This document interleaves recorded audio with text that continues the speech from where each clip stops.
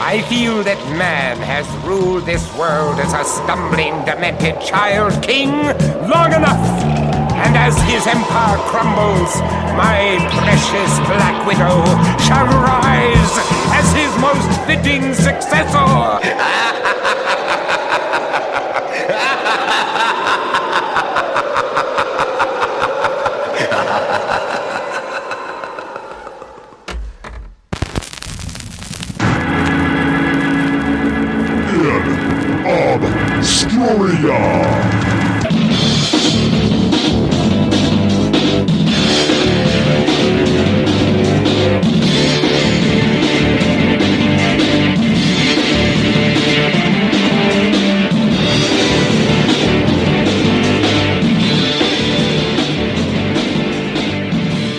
Welcome back, my friends, to the In Obscuria podcast, a podcast where we exhume obscure rock and punk and metal, and we put them in one of three categories: the lost, the forgotten, or the should-have-beens. I am your creepy host, Kevin Williams, and I am joined by terrifying Mr. Robert Harrison. Not that terrifying, but sometimes. It's just terrifyingly weird, maybe. Not necessarily physically terrifying. Although I was pretty bloody on Saturday. That was kind of cool. Yes, you were very Halloween. That was perfect timing, yes. Hanging out with my metal friends. So what did you, smack your finger? No, I actually sliced it. So it was at a blacksmithing festival up in the mountains. Gorgeous up there. Oh, my gosh. So pretty. So a blacksmithing festival thing, gather. It's called a Hammer Inn, and it's Hammer Inn. A Hammer Inn, yeah, it was pretty cool. So it's gathering of like-minded individuals that are into knife making, metalworking, blacksmithing specifically. So there's a lot of older guys that have this wealth of knowledge. People that have been on the TV shows and all the bladesmith shows, Forged in Fire, stuff like that. These guys are the knowledge behind that. Then there's the middle generation, kind of me, that I know a little bit about it. Then there's the younger generation. They were teaching kids how to do it. And so I jumped on one of the anvils and we were making a little snake out of a piece of rebar. And at the very end, went to clean it off with a wire brush and just ripped my pinky. Did not notice that I'd ripped the skin off. I just felt like, okay, that hurt. And I just kept going with it. So I didn't notice that I was slinging blood all over this guy's tools until I looked at my hand, and of course there's blood dripping off my finger because blood was pumping in the arm. And then I was like, oh, that's bad. And then I looked at somebody, I think somebody else actually was like, dude, and I looked down and there's like all over his tools was my blood. So I got to go wash his tools off. I'm sure that's not the first time that's happened. I don't know, but that's a great way to get known in a crowd. If people don't know you, go bleed all over everything. They're all going to know my name now. So I'm that guy. But other than that, it was a good time. And once again, if there's a way to spend a day up in the mountains, just hanging out with cool people like that, real good people. So we're going to be working on knife making in my workshop. So we've got all the tools, bought a fancy grinder that's you use for knife making. So if you need a knife, we're going to have a lot of knives. That's what we're going to get into soon. So we have In Obscuria branded knives. Ooh. Well, after you cut your fingers off, go listen to Pot of Thunder, Cobras and Fire, Growing Up Rock, Slamfest Podcast, Decibel Geek, A to Z Radio, Metal Up Your Podcast, The Hustle, Disciples of the Watch, Podcast Rock City, State of Amorica, Rock Strikes 10, Potter Than Hell, Podkiss, The Kiss Room, Ages of Rock, Retro Zest Podcast, The Synaptic Empire, and Monty's Rockcast. Come visit us at inobscuria.com. Like us, share us, recommend us, Facebook, Twitter, Instagram, all that stuff. Go buy some stuff, leave a review. And actually, we did get a review. I don't have it in front of me. I'll read it next time. Next time. We'll get to it. You need to mention what the world of metal you were in this weekend. You want to the world of Pittsburgh? Yes. See how the metal tie-in I was there? in You get Steele that? City. See? That's right. Look at that tie-in. Yeah, look at that. Yeah, man, we did our little run of shows with David Cook, my band The Swear. We opened in Annapolis, and then we drove to Pittsburgh. There's a great live stream that we did at this awesome music store in Pittsburgh called In Stuff Music. These guys were super cool. They had basically taken their shop, their music store, and I don't know if they bought the shop next to them or what, but they knocked out some walls, and they made this incredible looking room. It looks like the coolest bar you've ever been in. But they don't serve alcohol. It's not a bar. It's just, that's where they do their promotional videos and stuff. And they had all these cameras set up. They did multi-camera angles of a performance that we did. It's on YouTube. I'll put the link in our show notes. That's cool. But yeah, super cool. And for us especially, because we haven't been able to play, is what we've played 4 shows now since COVID. And really, this is my first time playing in, God, almost 2 years. Yeah. I think. So it was incredible. Shake those cobwebs off. Yeah, and it was really cool. I wore my In Obscuria shirts did twice you? on stage, so I was doing a little promotion. Representing, man. Yeah, doing a little promotion. So In obscure. it went really well. Oh man, I'm looking forward to this show. Because I got to tell you, I was in my hotel room in Pittsburgh and I was shaving. It was late at night and I'd gotten a little bushy. And so I was shaving and the damn power went out while I was shaving. And you cut your finger? Well, I cut something else. Of course, I cut ouch. myself. And You're shaving your face, right? yes, Okay, yes, good. Okay. yes. Not my nads. You Not got to this be time. specific. Well, this is true. You got to do some grooming. Manscaping. Yeah. But anyway, yes, it was my face that I'm talking about. And so the power went off briefly. And then when it came back on, I had my TV on. And all of a sudden the TV was just like super staticky and bad reception. It was like in between 2 channels. Really weird. I did record it on my phone and I'm going to play it for you because it was just a poltergeist. Yeah, I think I had a little visit, man, while I was in this. They tracked you down to Pittsburgh. This Kempton Inn, I think is what it was called. The Kempton or something. It's probably like that. built on a graveyard or something. Maybe. It's in the Steele City, man, so who knows. But I did get it on my phone. I'm going to play it for you. And then I did notice when I looked down at the blood that was in the sink from my face, it was in the perfect shape of a circle, which was pretty cool. I think that's going to come into play with what we're going to talk about. Oh, interesting. I didn't even think about that. Maybe. Who knows? Let me just play what I captured here on my phone.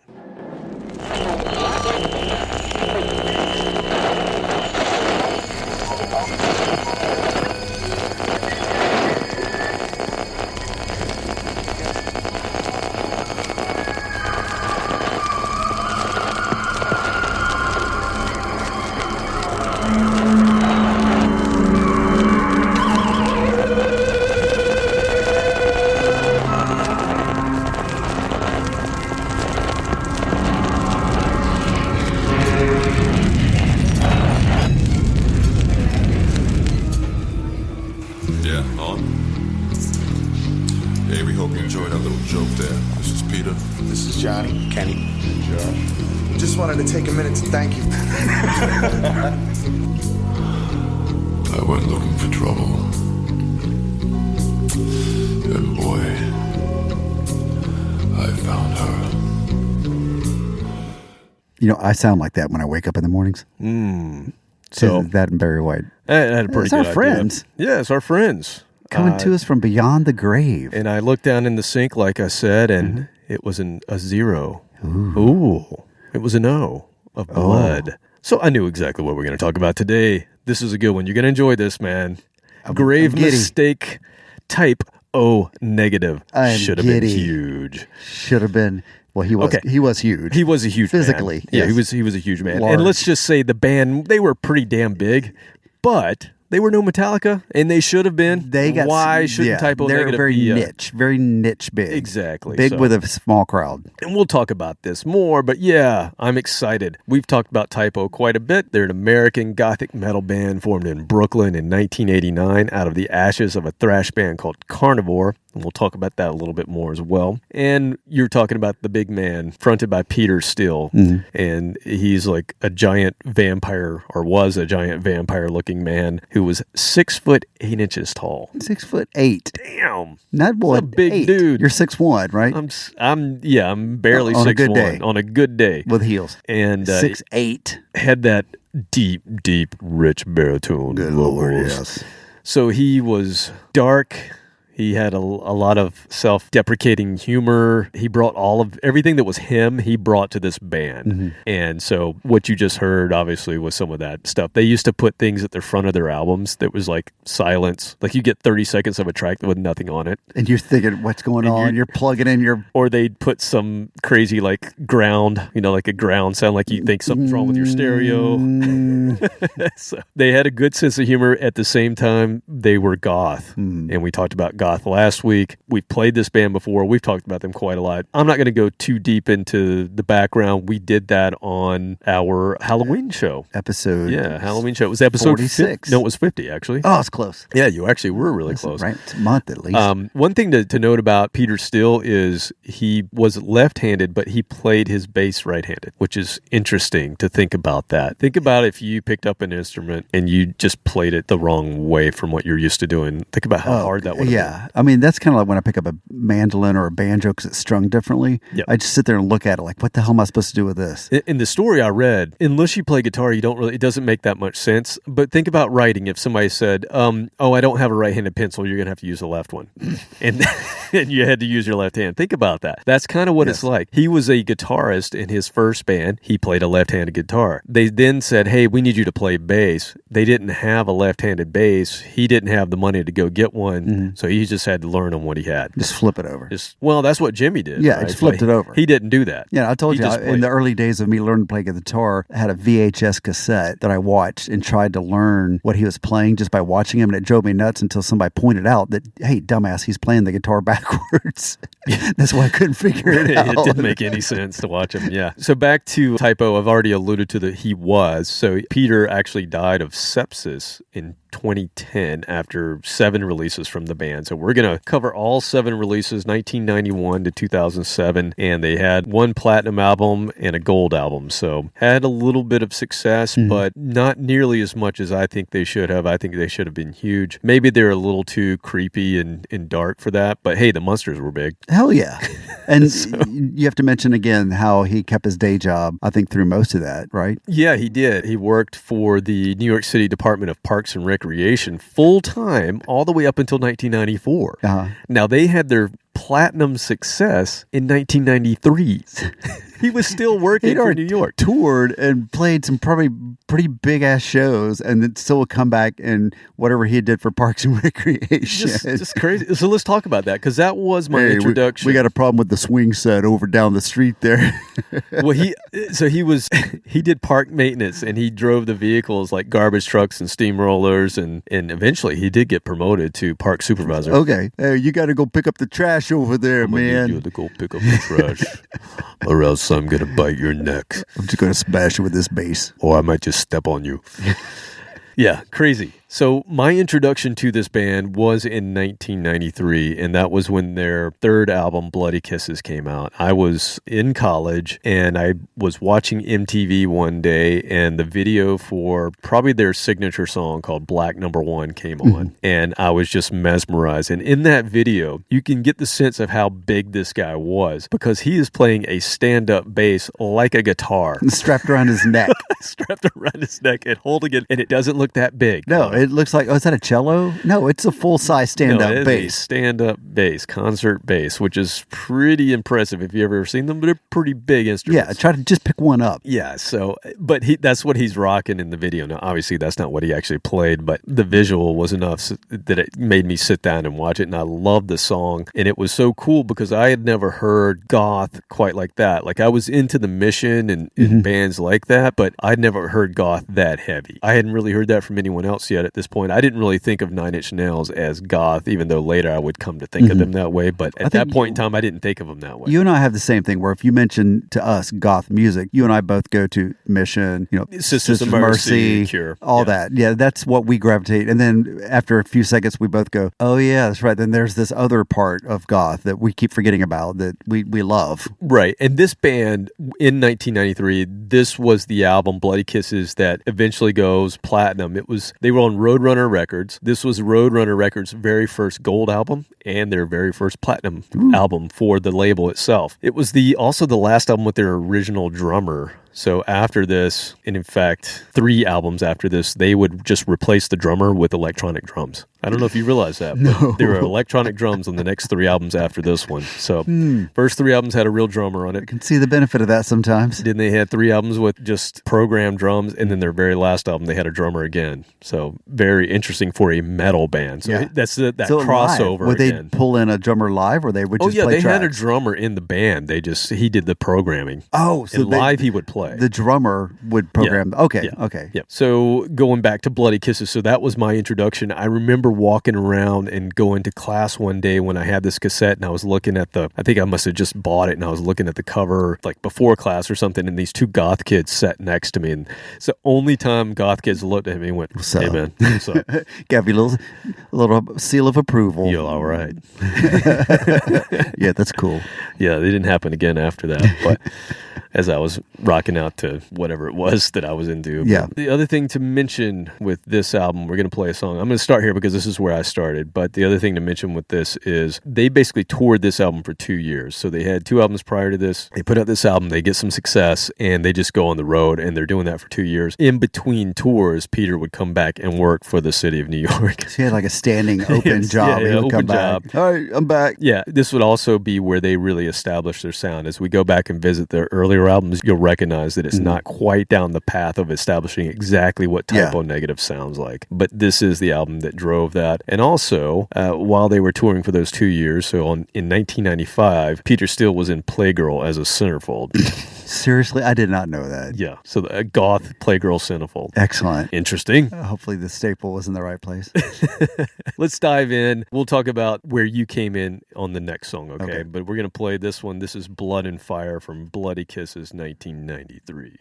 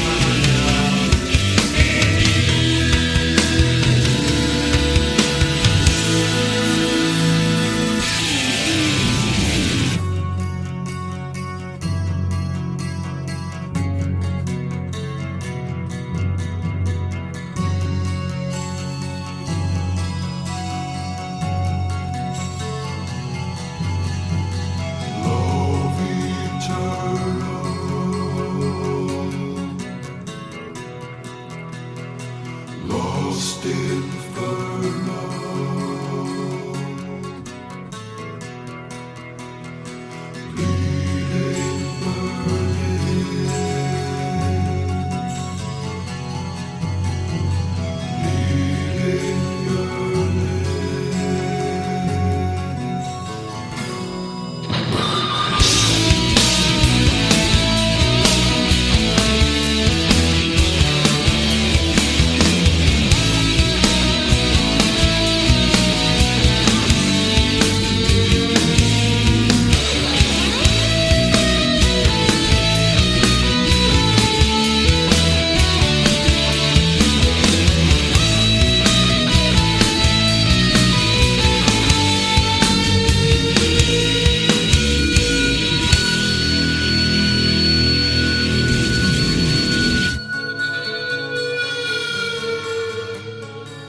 Ma chérie, io non la vera e ne sto tombé.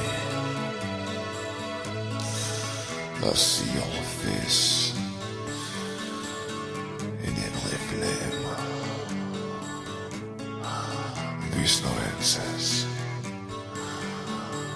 I have only myself to blame. A bunch of women that I have known. They're not you. I'd rather be alone.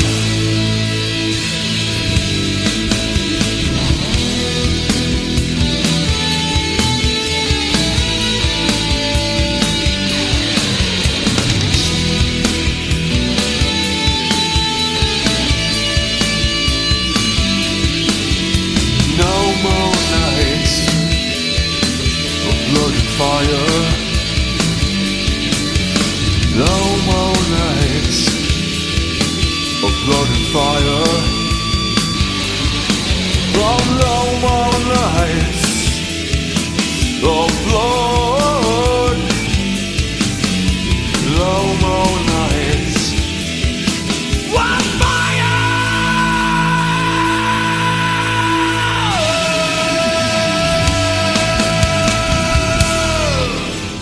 I got the biggest smile. I love that. And that's not on your iPod. So Oh, you've not heard this one? no, that's why I've got a big smile, because I've listened to all the ones on your iPod, which I thought was a pretty good survey of their music, but apparently you've been sandbagging and left some off that I didn't know about. We've got to go back and fix this now. Oh, That was really good. And that was fascinating that it was obviously early in their career. It had more similarities with the traditional goth and traditional in quotation marks that you and I think of. The guitar sound was similar throughout all of their albums, that really heavy dry sound to it. But that song atmospherically was a little lighter, the Gregorian chant type stuff. That reminded me more of some of the other goth bands that we listened to before. But as they progressed, they would get even heavier. I mean, that was heavy, but still nothing compared to their later stuff. They just really blew it out of the water. That was a shorter song for them.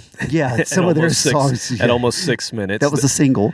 So their whole thing was they have long songs, but they do move around. And what I love about that song is that tells you exactly where they were headed. So everything that you just heard, from the mellow part that was kind of creepy, where he was doing the fake French and the fake French accent, because he's from Brooklyn. He's from Brooklyn. Eh? And, the pieces of just badass and then slowness, where they had that doomy kind of feel. Proggy, but in a metal way. Yeah, in like a cool metal way. And then the screaming at the end. Yeah, so that's the main thing, is like you heard his baritone, you heard his mid-range, and then you heard his highs. He could do it all, Oh, man. yeah. And sometimes you think, oh, that's got to be a different singer. No, that's him. That's all one dude. That's all Peter Steele. The other thing we haven't mentioned is the other members of the band. So what keeps Typo Negative unique is not just Peter Steele and his bass playing and his vocals, but it's the guitars. Kenny Hickey, his guitar sound, I don't know what he was running through, what kind of processor. It's so dry. It's but real heavy. dry and just has, I've never heard anybody else sound like it, and he has it on every album. As heavy as you can get. Super heavy, but just so tight. As soon as you hear it, you're like, I know that's Typo Negative because of that guitar tone. Doesn't take the vocals to tell you it's Typo. And then also Josh Silver, who plays keyboards, he really brings it to that gothic feel, right? Without those keyboards, it'd be dark metal, black metal. Yep. But yeah, the keyboards add in that goth element when he's not doing the goth vocals. And how perfect for the time when they were coming out in the 90s, because nobody else was doing that, you know, but people were starting to get into Nine Inch Nails, and there was, you know, on the horizon, there was all of this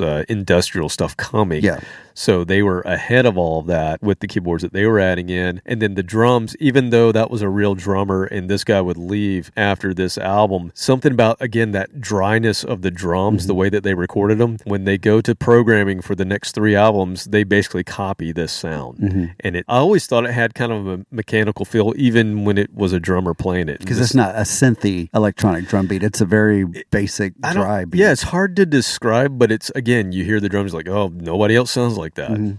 Every instrument is unique. So I think that's what really makes this band unique. Now we're going to move. I'm going to kind of hop all over the place. I'm not going chronologically. I'm just going to play songs that I want to play. And next is kind of, I wanted you did it last week. You gave us the whole story about how you went to the festival and you did the whole visual fire performance. Yeah. So go back and listen to episode 95, last week's episode, the goth rock episode, because Robert gave the whole story about this particular song that we're about to play. But what I didn't get from you is why this one resonated with you. So I'm talking about the album that came out in 1996. So the album that came out after they had been on tour for 2 years after Bloody Kisses. They came out with this album, October Rust. And I remember getting it the day it was released. And the particular song that you were talking about last week is a song called Love You to Death. So I might have heard the name Typo Negative, probably saw it on a patch on your jacket maybe. I don't know if you've got a Typo Negative. Of course I do. Okay, so I thought you did.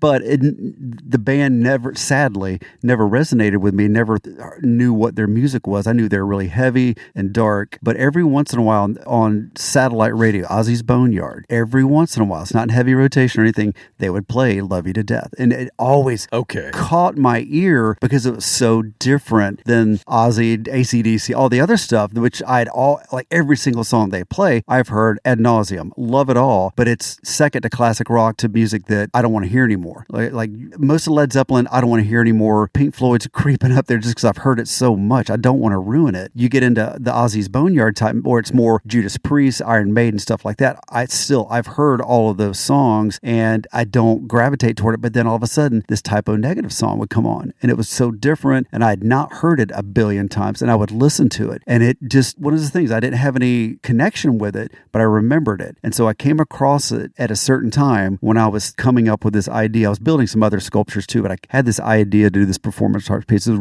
once again, a rough year, and I came across it on your iPod. I was scrolling through, I saw Typo Negative, and I went, I'm going to listen to what else they have besides that one song. And then it came up to that song, and while that song was playing, it hit me. It made a connection. I had experienced a lot of death that year in different directions, and it just, and once again, it was just one of those moments where I had to sit down in my shop. It was just, really strong moments. So that's how I came connected to Typo Negative, and now can't get enough. And I'm limited to what you have on your iPod because I'm too lazy to go look it up myself.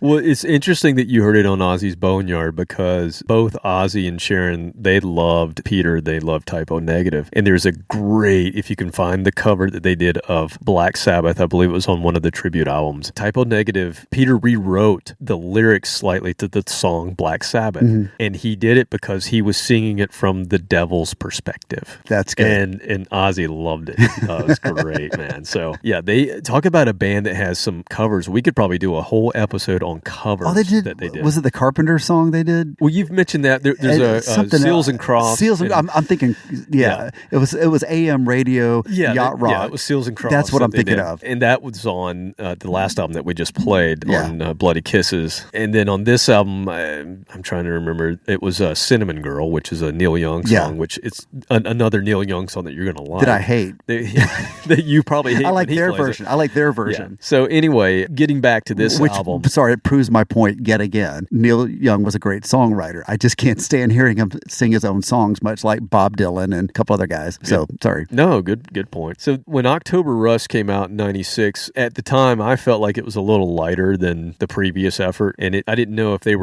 where they were going as a band. I was like, oh no, are they going to lose their edge a little bit?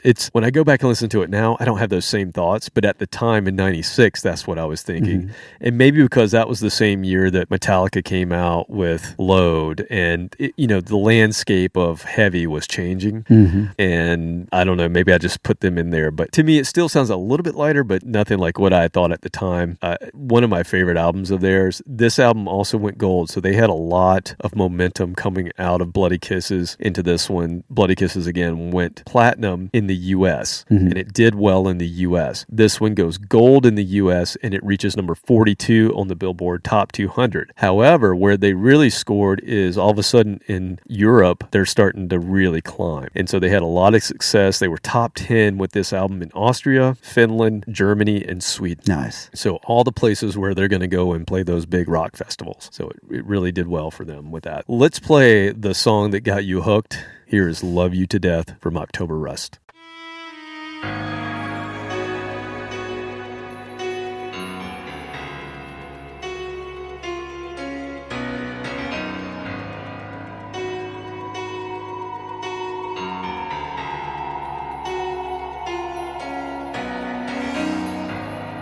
In her place, 100 candles burning.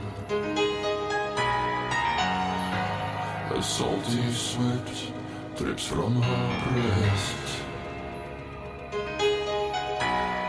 Her hips move, and I can feel what they're saying, swaying.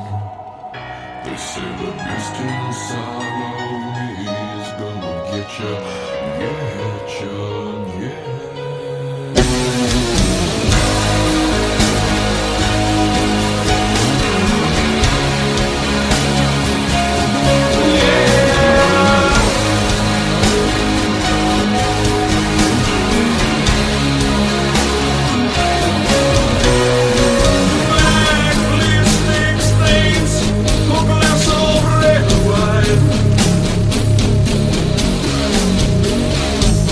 I am your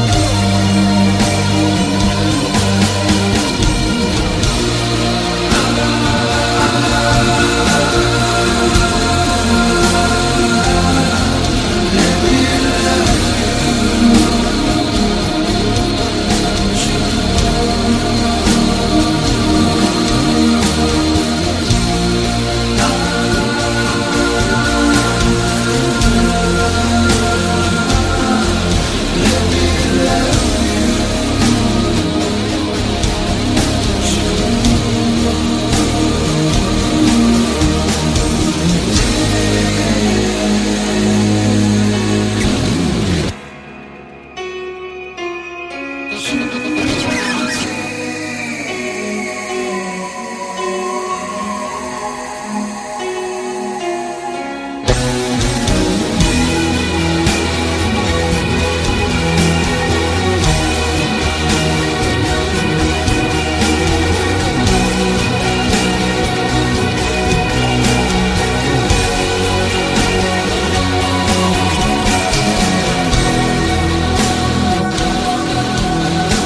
I good enough?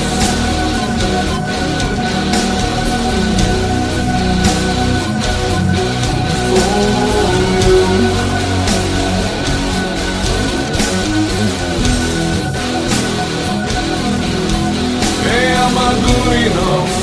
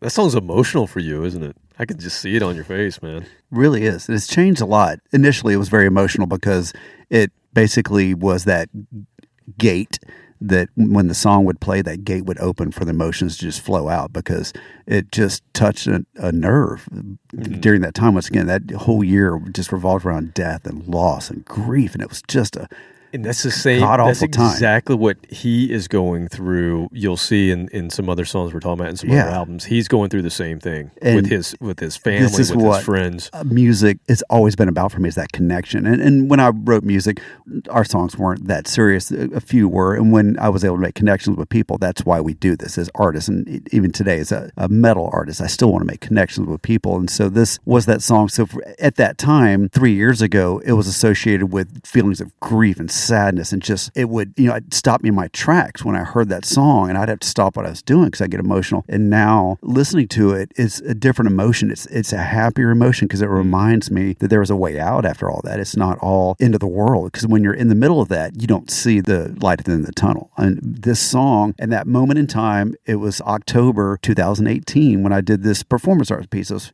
5 minutes long, but this 5 minutes or however long this song is. Did you know that this song came off of album called October Rust? No, not at all.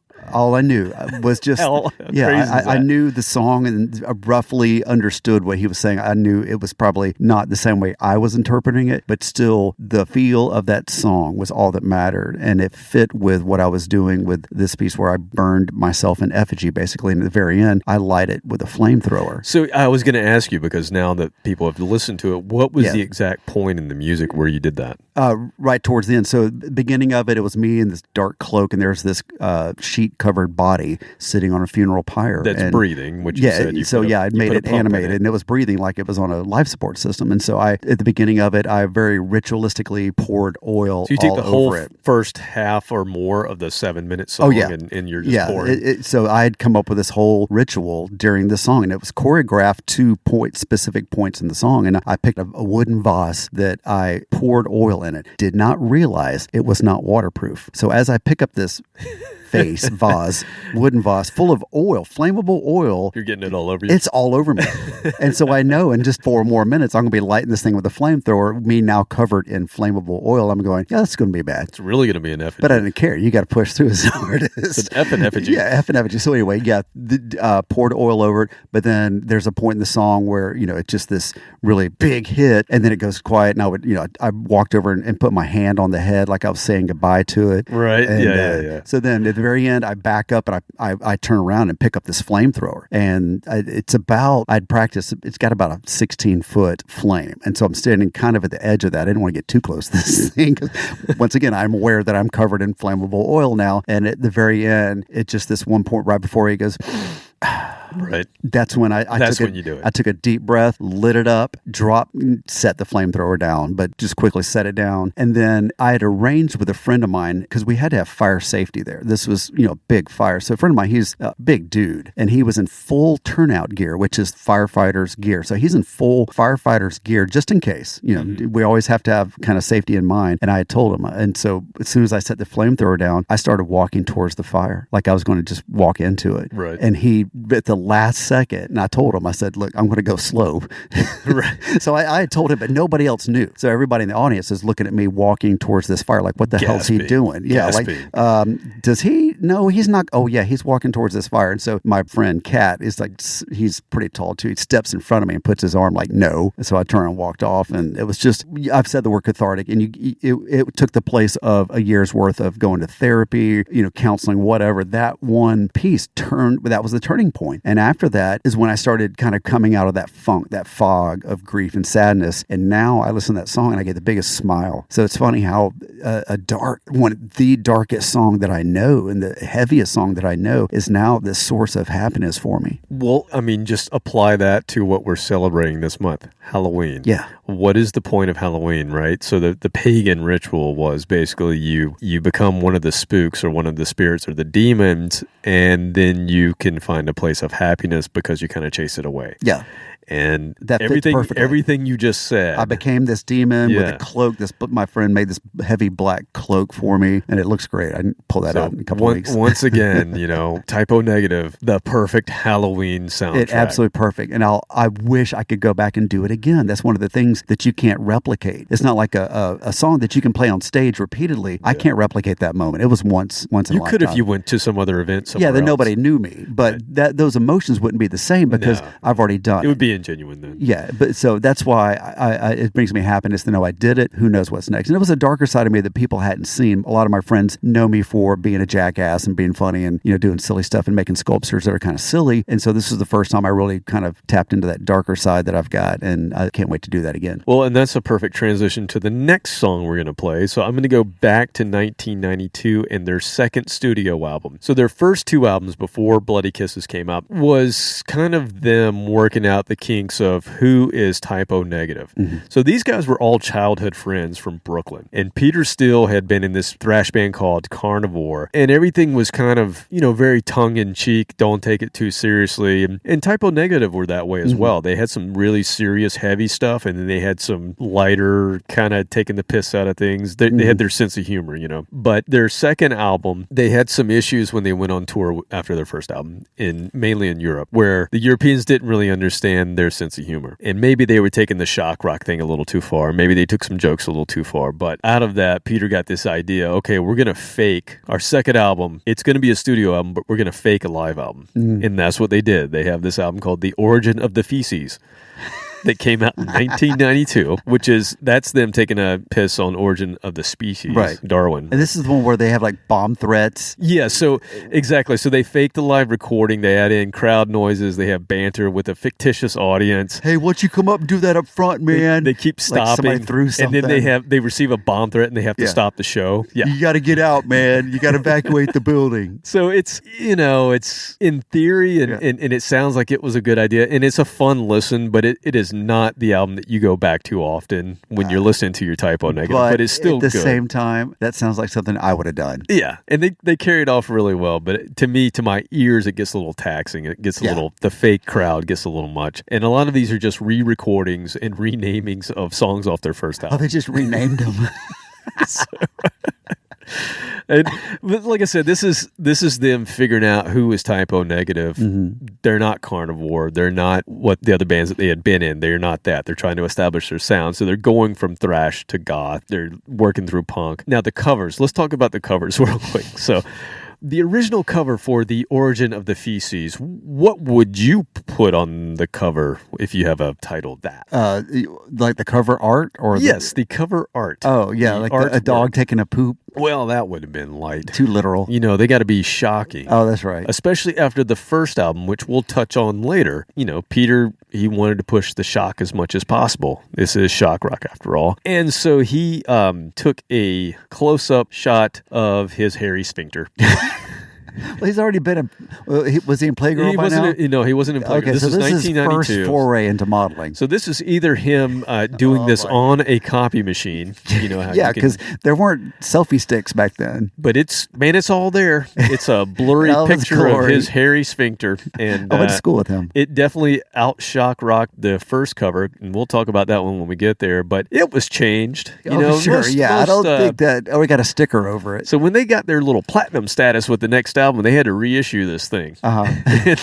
They decided to go with a green and black version of a 1493 painting called The Dance of Death. So that's the version I have. That's more typical. But they did keep it in the green and black spectrum of color. So every album by this band has that creepy duotone green and black. You right there? You hit your head? I was petting the dog. Sorry. So let's go back to the fake live album, the second album from this band, The Origin of the Feces. I'm going to play a song called Kill You Tonight.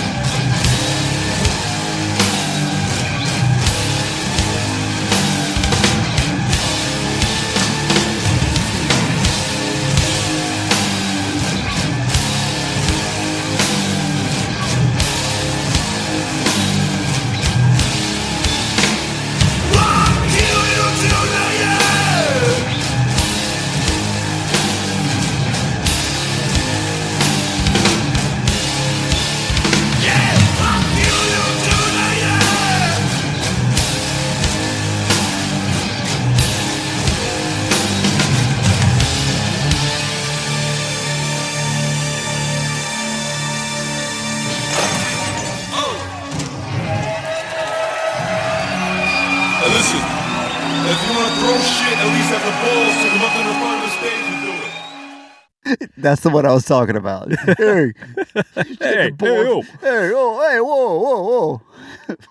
Oh my God. That's just, yeah. So that's what I was thinking of. That's so funny. You picked that one out. The first part of the song is just this perfect punk thrash blend. And then they just turn it right back to just the doom. heavy doom. And he's, you know, quite the lyricist. He goes straight for just a death threat. This is trying to sugarcoat it. Hey, I'm going to kill you I'm gonna tonight. fucking kill you. You hooah. You what? This is another song. He says that. You fucking hooah. Like, how often do you get that in a really good song? It's hard to rhyme Probably that with things. not often. Like, I don't know what you rhyme with. Hooah. Yeah, I can go there, but we're not going to go there. Yeah, so it's them again working out the kinks of who who are they? Yeah. And they still did this stuff on later albums. It was just fewer and they just farther between, I guess, than when they first started. But, it's like stuck to the script. they established their tones. Mm-hmm. You can tell those tones are there. That guitar sounds like the guitar, drums. And unfortunately, the keyboardists didn't have a whole lot to do. No, for that album, he was just picking his nose. I bet Josh Silver was happy when they got a little more melodic. Yeah. Because he could really stretch out. He's got the skills. They didn't bother featuring him that much. Yeah. But that distorted bass, I mean, I didn't play distorted bass until probably the last 10 or so years. I've really explored it more. I had always kept my bass really clean and just kind of a little bit of overdrive, but I've been going back. There's so many good players. You think of Lemmy, you think of Peter Steele, that they just got these gnarly sounds, and I love it. Absolutely love it. Okay, let's go all the way to the 5th album next. And this is actually an album that we've played from twice already on our episodes. This is the darkest album that they ever released, according to most people. And it's also an album that originally I didn't really like that much. I remember I got it and I think I sold the CD. Oh, yeah. Wow. You keep everything. I do. And I was a little strapped for cash at the time, but I just got rid of it for whatever reason. You could give plasma or something like that. I know. Get some money if you need it. The album I'm talking about is called World Coming Down, and it came after October Rust. And I don't know, it just, at the time in 1999, that was a weird time in general. So for whatever reason, it just didn't strike me the right way the first time. Now, I've since gone back, and this is probably now my favorite album. It's funny how that happens. It does. It's all about timing and what's going on around you. Yeah, and how make you a connection with it. But this album, I would think, would resonate, especially with you at the time that you got into them, because again, it was only 3 or 4 years ago that you were dealing with a lot of stuff. This album was written after a series of deaths for Peter Steele, for his family. So he had a lot of close family who died while he was writing this, and so that's why it's so dark. The interesting thing is, this came out in 99, and while it didn't have any songs that I've ever heard on any radio station, this was the first one to reach the top 40 on the US Billboard 200, which is pretty interesting. And like I said, we've played from this album twice already. We played their Beatles medley cover on one of our cover episodes. It was episode 52, if you want to go back. And then again, on our Halloween episode last year, we also played a song off of this album. So in 2021, this year, Metal Hammer magazine put out one of their best of list. So Metal Hammer, that sounds pretty legit, right? Yeah. 20 best metal albums. This is on the list. So there's a lot of metal albums out there, too. There's a lot of metal albums out there. That's pretty impressive. And like I said, this one's really grown on me. This album does have one of those joke intros. It has a song called Skip It, which has a bunch of static. What's cool is, depending on how you bought the album, they changed the static. So for the CD, it was like a staccato noise. Yeah, so you think your CD's messed up. For cassettes, they had the noise of a tape being eaten. And then the vinyl sounds like a damaged record. It's stuck in a groove. Right. Yeah. So, and I have the vinyl now. I originally had this CD. Now I have the vinyl, and it's just so funny. Like, God, that's just awesome. And it goes on for, I don't know, at least 11, 12 seconds. Enough time where you're like, oh, crap. You start whacking the side. You're like, oh, damn, you just gotta hit this thing with a hammer. But I'm going to play, so this is our third song that we've played from this album. And I'm okay with that. We'll probably keep playing. Let's work our way through it. It's a great one. And here, staying with our Halloween theme, here's a song called Creepy Green Light.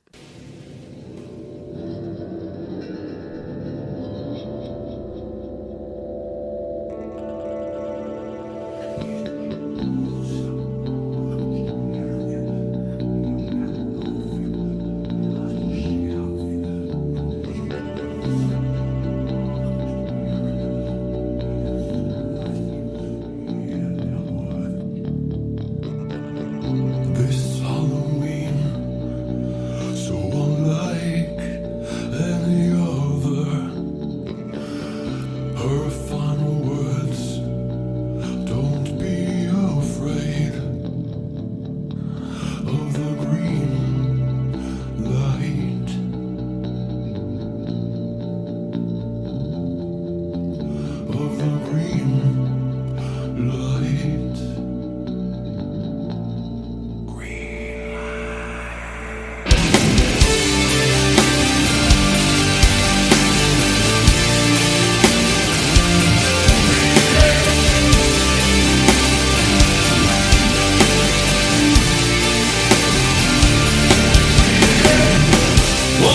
bloody ground. I'm lying round on her grave, where I must wait until she wakes. The soil splits, greenwood ground will quake beneath me, when snow shall shake into the earth, to the green light, through the green light.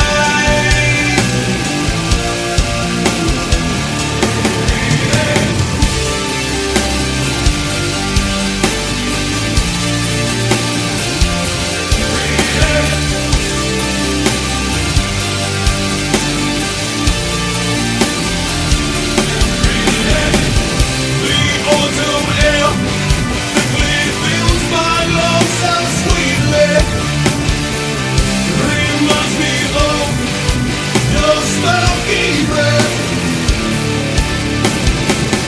With one hand this bouquet of maple and love leaves, when death or life will always be. I find myself drawn to a shadow domain.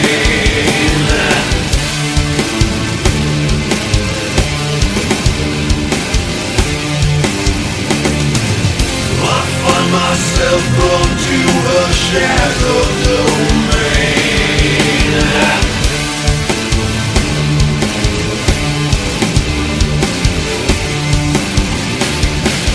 I find myself drawn to a shadow domain.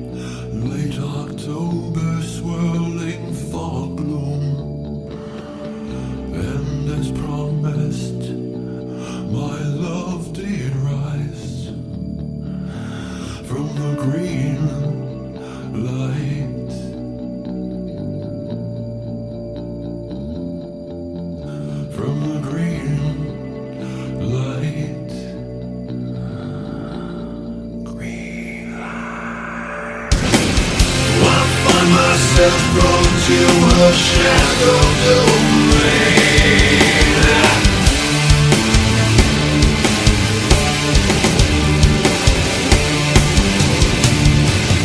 I find myself drawn to a shadow domain.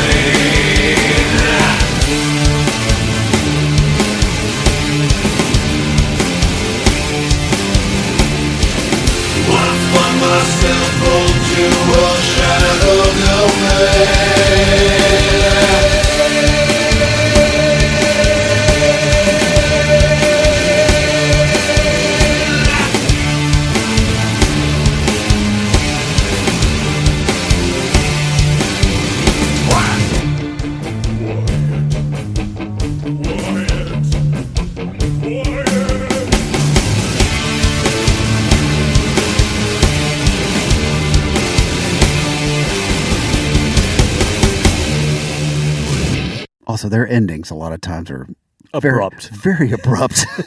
On purpose. On purpose, yeah. That's just the way they roll. But they get the award for probably some of the slowest tempos in their music out of all the good metals, because metal, it's doom. Yeah, but even with just metal in general, you expect upbeat song, then you get into black metal. It's still pretty up tempo. And then doom metal gets slow, but then these guys are like, oh yeah, you'll see slow. We're gonna fall over playing this, but it's gonna be really good. And then their guitar and bass, their distortion match so well that when they're playing in unison, I can't tell what I'm listening to. And then that chord progression as it's detuning as they play it, dun dun dun. Like that, all of that together, they were the just masters of heavy, dark, doomy, whatever label you want to put on it. They did it so well. They are goth metal. Oh God, yes. They define bringing those two genres together and define what that should sound like. This is what it should sound like. This is exactly what it should sound like. It's got to be heavy because it's got metal in the name, but you've got the darkest lyrics, the darkest lead singer of the baritone that we often talk about with goth, that baritone-y sound, and then just, like I said, and just the guitar progressions that are actually detuning while they're playing it, and it's just amazing. Let's just talk about the musicality of the band, too. It's not like, when they first started, you would not have thought that they could go as far as they did. They progressed with every album and got really intricate with their arrangements. I mean, that song alone went through how many tempo changes? Yeah, tempo changes. Like a prog song. But it doesn't come across that way. It comes across as like a almost cinematic in a way, like an epic movie or something. Perfect soundtrack band, and they actually were on a ton of soundtracks that you don't even realize that they were on. And what you just said allows the listener to just create this visual inside what he's talking about, this green light and laying on the grave. Creepy. And it just perfect Halloween song. God, it is. Yeah, he even mentions the word October in the lyrics, and it's just, I don't understand while they were big in a sense in the community of heavy metal, they were big. They're an outlier in the metal world. People talk about 5 or 6 big bands that we all know and love, but these guys were out there on the periphery. But think about when they were active. They were active from the early 90s, so the first album's 92. And think of all the silliness in the metal world going on right then. It was, the big hair days were coming to an end. Right. And it was just, everything was over the top. That's where I'm going. So they're active from 92 until 2007. That is the span of their career and their existence and their 7 albums. Metal was not the top of the world during that time. No. There were other forms of music, and so that's why I kind of say this band deserved to be bigger than they were, because they were big in the community, but the community was not It was a small community back then. It was a small community. They're all struggling to get by as far as trying to get people to come, not Metallica, but majority of metal you bands. had your AC/DCs and your Metallicas. Yeah, they always pulled a crowd. But But everybody else in the middle, it was a tough time because record companies didn't want to talk to them as much. Crazy. So let's go all the way to the end. Let's go to the very last album, which came out in 2007. Album number 7. It was their last before Peter Steele's death in 2010. And for the first time since album number 3, they say, okay, John Kelly, we're going to let you play your drums. Pick up the sticks. Yeah, so they didn't use the old drum machine. They didn't program the drums. Everything you just heard was programmed. So this is the first album since Bloody Kisses, and the first album that only album that John Kelly ever actually plays on, because remember, the first drummer left after Bloody Kisses. Then John Kelly became the drummer, and he programmed everything. Technical drummer. He was their technical drummer, yes. He programmed everything, and until the very last album, which I'm sure that's kind of cool for him. Like, yeah, I finally got to play on the last one at least. But the other thing that's interesting, in 2007, this comes out, and again, I actually don't get this album when it comes out. This is the only Typo Negative album that I did not get on release day, and for whatever reason, this one escaped me. I didn't know it was out until like a year later. And when I picked it up, I looked at the cover and I thought, is that Charles Manson? I thought it was Charles Manson for the longest time, and then I looked it up to see, okay, I don't see the swastika usually there's on his head. Thingy on his forehead. But it kind of looked like Charles Manson to me. No, I was way off. It was Grigory Rasputin, who was Rasputin, sorry. Yeah. Yes, he was a Russian mystic. I learned all about him from the Indigo Girls. Okay,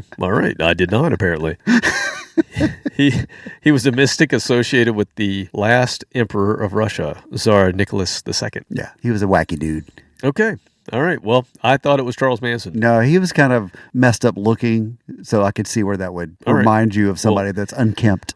apparently I just didn't know my history there. So anyway, I got now schooled. You should look him up. He was a weird dude. I'm sure that's why he's on the cover of the last Typo Negative album. So what was going on during this time is in 2005, Peter is suffering from paranoia due to his really heavy substance abuse. And then in the same time, he gets diagnosed with bipolar disorder. So he goes to rehab, and then unfortunately, he also goes to prison for assault. So not good time for him. And, he came out of it and put the songs together for this album. And then also the same year that this album comes out, he starts identifying himself as Roman Catholic. And he had been in professed atheism prior to that. But in 2007, he became a devout Catholic, which is interesting. I'm sure he grew up that way and just, didn't pursue it. Oh, yeah. Grew up in New York. Interesting to come out of it. But I guess if you go to rehab and you have to go to prison for a little while, you kind of reassess your situation. Clean up a little bit. Yeah, nothing wrong. And plus Catholicism, not that I'm a Catholic, but Catholicism,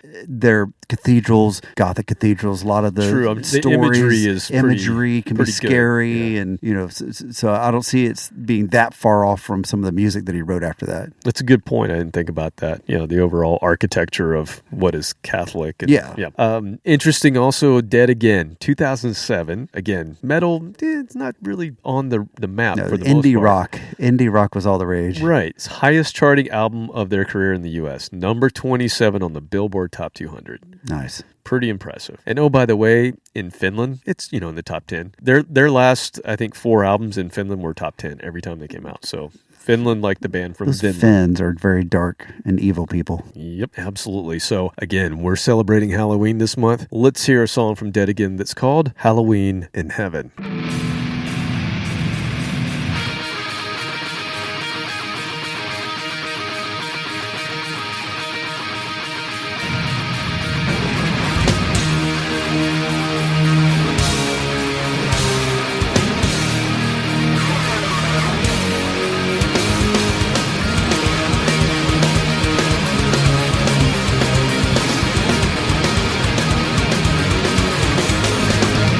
They got that bomb and beat go Dale, Dale. Begin to pull decaying feet with their black holes. Whoa! Heaven, living with hell, purgatory. Oh well, Halloween in heaven, it's good to sing hell. Halloween in heaven. Oh well, the devil stole the Yule tree. Decorator is sorrow. Jesus took a beating. Heaven, living with hell, purgatory. Oh well, Halloween in heaven, it's good to sing hell. Halloween in heaven, Oh well, Halloween in heaven, Christmas in hell. Halloween in heaven. Oh well.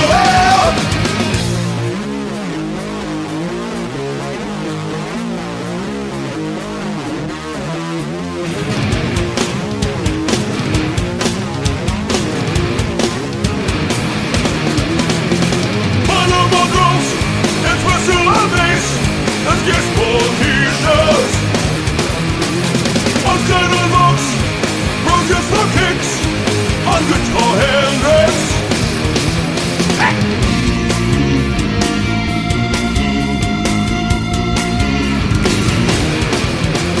Lennon sits in with his friend George, but where is Morrison?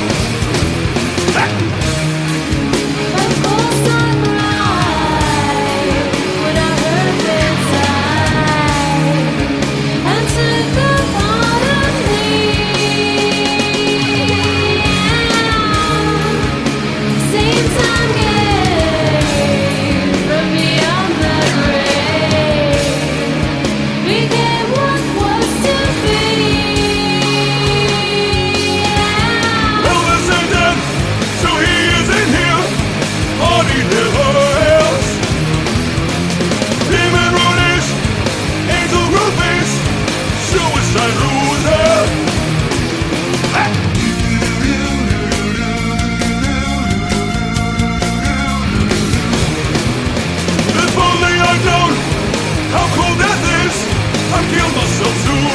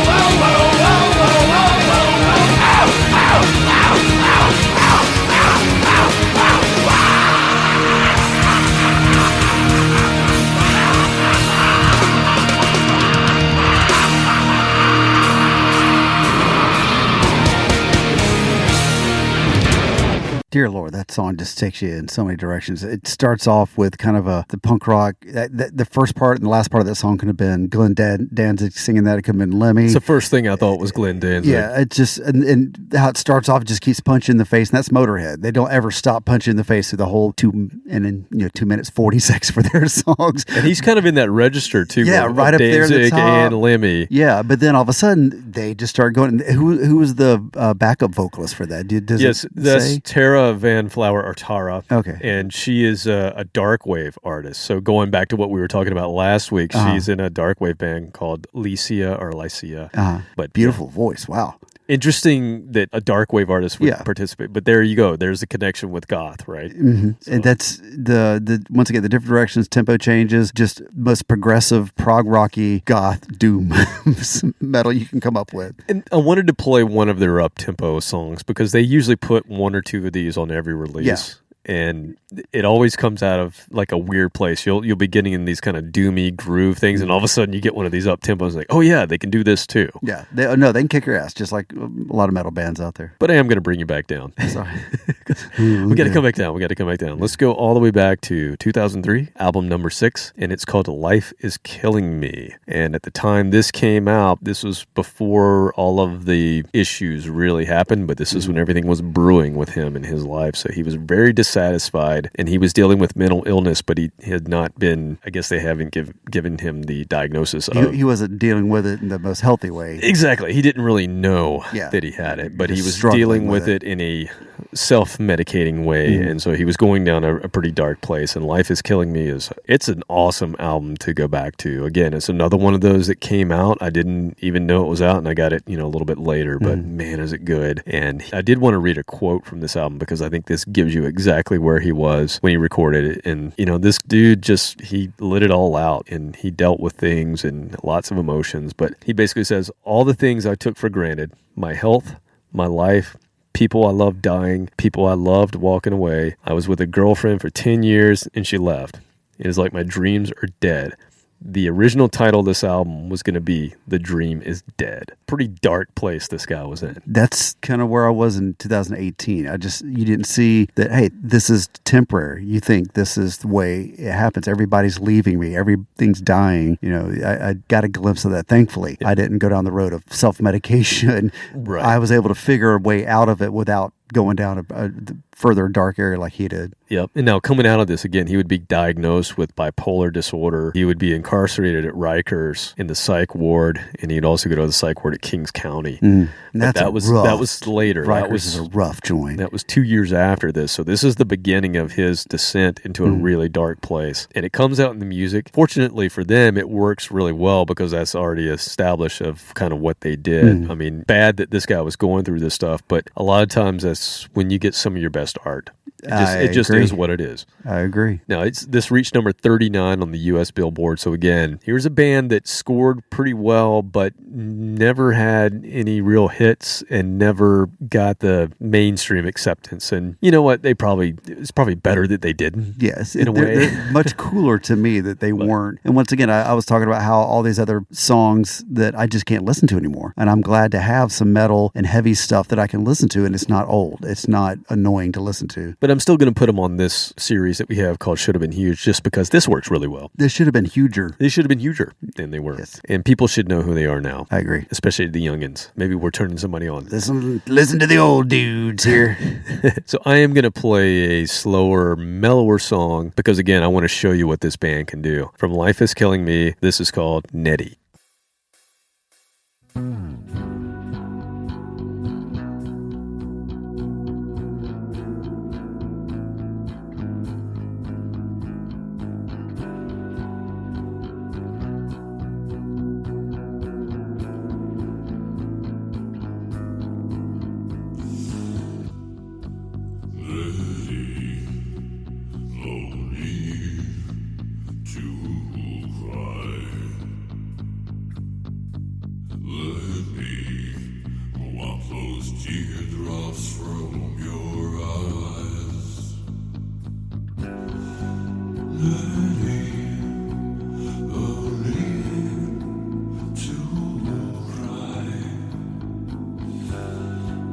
Let me wipe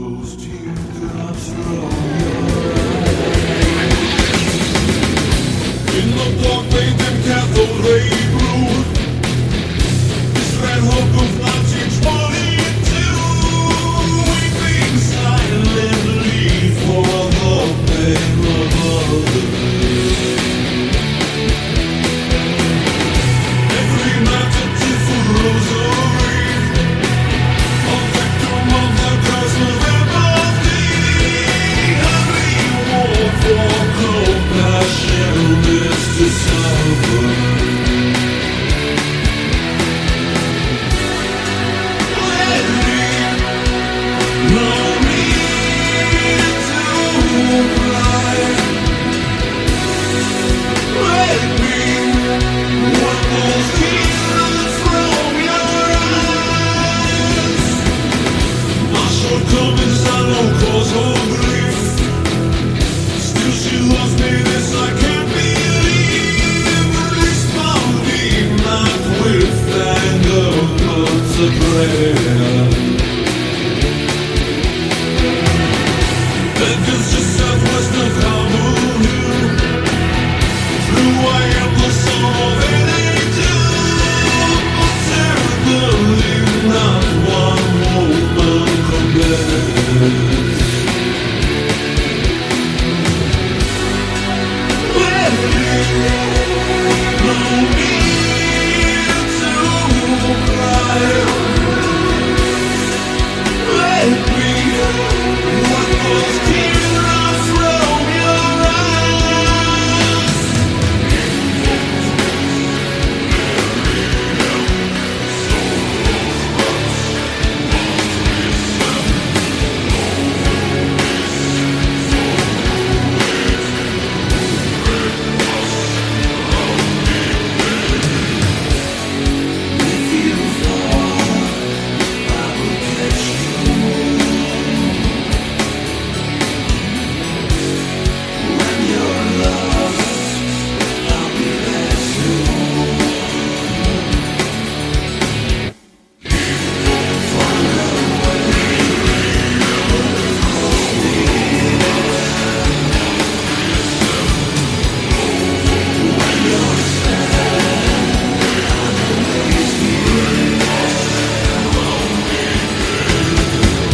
Thank you for saving me from myself. Your compassion became its own hell. Equally beautiful inside and out, without a doubt. Let me no need to cry. Let me wipe those tears from your eyes. Let me no need to cry. Let me wipe those tears from your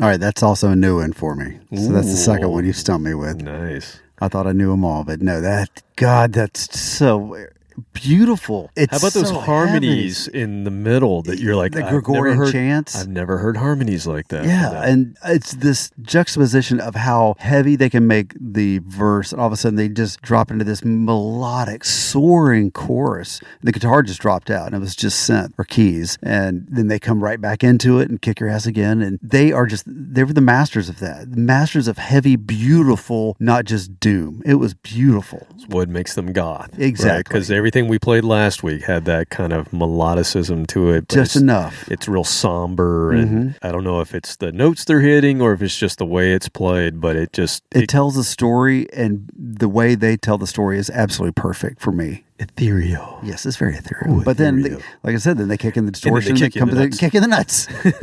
Oh, look up there in the sky. Oh, right there. Exactly. But you can tell, I mean, just from the passion that he's putting into singing it, where he's in a And he loves being able to hit those low notes at the beginning. Oh my God. He was having fun doing that. I think that's the lowest of any of the recordings. I think that is as low as he can go. Low as let me see. I've been low. I'm going to go low. All right. I have one more for you. And Bring we it. haven't played the very first album, which is called Slow, Deep, and Hard.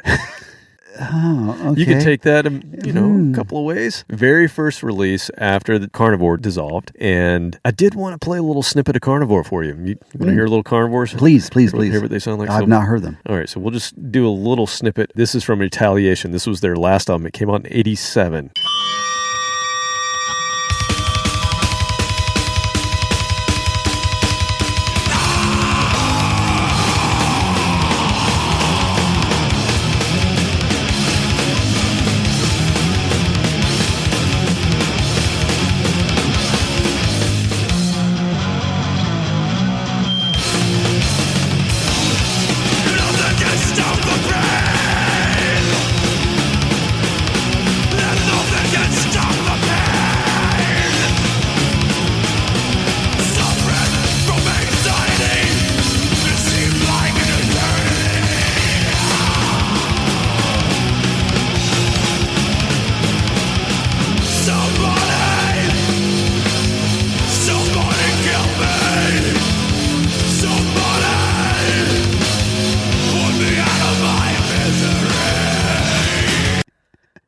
That's Carnivore. Awesome. So they're coming out of that. Yeah. Okay. He's got the subject matter already there. The guitar sounds already there. And so, he comes out of that and he gets together back with his childhood friends and they go to make a new band. And so they put together a band and they call it Repulsion. Mm-hmm. So that was the original name of Typo Negative, was Repulsion. And they were going to call the album that they were working on, the album that we're getting ready to play here, None More Negative was the name. None More Negative. How much negative is it? It's none. More None Negative. more. Which is kind of I'm assuming a Monty Python kind of play. Spinal Tap-ish. How black is it? It's none. None More Black. It's either Spinal Tap and Or Monty Python Monty combined. I think it's a combined. mashup. So they actually released this in 1990 as Repulsion. And then they did this on their own. Mm-hmm. And then when they were getting some recognition and some notice from the labels, mainly Roadrunner, they found out they had to change their name because another band had the name Repulsion. So they thought, okay, no worries. We're going to call our band Sub-Zero. All right. So now they became Sub-Zero. And Peter made this awesome looking logo for Sub-Zero, which had a O and had a minus sign in the middle of it. And that was Sub-Zero. And then the label said, no. Yeah, somebody's got that another already. band called Sub-Zero. You're going to have to come up with They're a something jazz else. fusion band. So Peter looks at that awesome logo that he made and he goes, okay, Typo Negative. And that's Done. how we got Typo Negative. And that's that same logo that he made for Sub-Zero for Repulsion. That's what they use, and that's what gave them their name. And so anyway, they get signed to Roadrunner Records, and they put together this album, Slow, Deep, and Hard. Again, it's the same album that they had done when they were Repulsion, but they cleaned it up a little bit. And it still comes across as a first album. It still has some warts and some things on it that they were going to work on. It's still them trying to figure out who exactly Typo Negative is. But it did give them the start of their green album cover. So the album sleeve is that creepy green kind of duotone. Now, with a name like Slow, Deep, and Hard, and you're going to do a little Sounds shock like a rock. Kiss song. Something It does sound Paul like a would Kiss have song. written. But these guys took it further than you ever could because it is literally a close-up image of a shaft inserted into a vagine. And it's easy to see. Regina in the shaft. Yes, it is very easy to see exactly what it is when you look at it, Okay. knowing what it is. Don't try to sugarcoat it. It's just No, it is they're going for slow, superliminal. deep, and hard. Superliminal. Let's just beat you over the head with it. And my understanding was this was Peter taking a picture himself. Yeah, So, self photograph once again. Just like he did with his sphincter on the other. He album. was fascinated with his own anatomy. Yes. So again, the sound is very carnivore. Hey, I got a picture of my junk. Hey, check this out. Hey, look at this. It's perfect. It's perfect. Yeah, so it's carnivore speed with some doom metal and touches of goth. And I'm going to play a song that he wrote about his attempted suicide in 1989. So we may not have gotten this band at all because he slit his wrist in 1989. Holy crap. So this guy had he was demons, fighting man. some demons Yeah, he had some for demons. a while. So I'm going to play the song called Gravitational Constant. It's a little long, but it's typo negative, so we're going to go with it.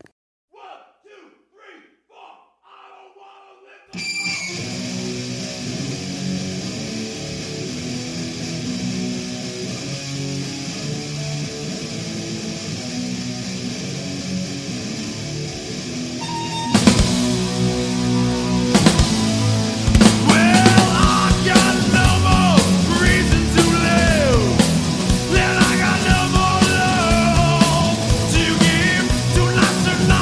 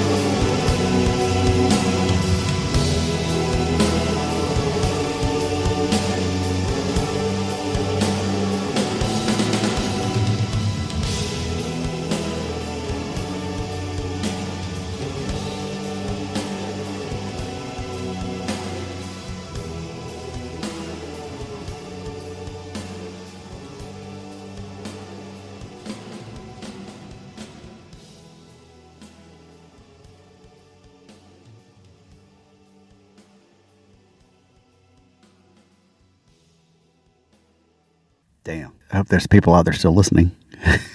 I know I am. That was amazing. Once again, just the journey those songs take you on, visual journey, because you told me that he had tried to commit suicide, so obviously this is a very pertinent song. Talk about the scars on his wrist. I mean, it's very personal to him. It makes the song a lot more interesting to me when it's got that connection, not just talking about in general how it stops and starts, and the tempo once again just almost comes to a grinding halt, and it picks right back up again. Right. And I wanted to play this song last because this is also the last song on their first album. Mm-hmm. And again, I think I'd been saying 1992. This actually came out in 91. I don't know why I was saying 92 because I'm not very smart. But anyway, it ends the first album, but it also kind of, to me, it symbolizes, again, this is them discovering where they're going to go. And this covers the spectrum of everything they would explore in their 17 some odd year career. From start to finish, that one song encapsulates everything.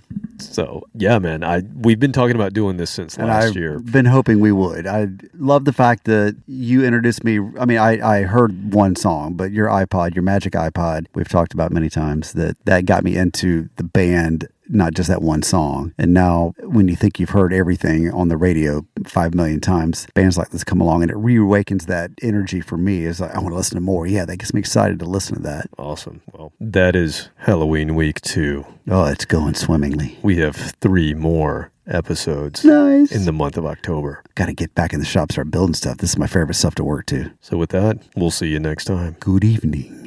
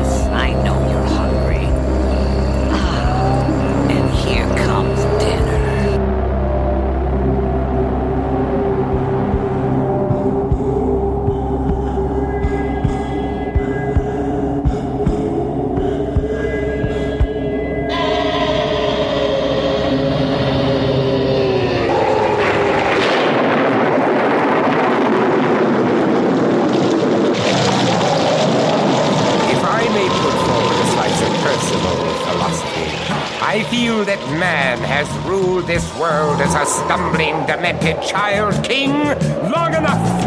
And as his empire crumbles, my precious Black Widow shall rise as his most fitting successor.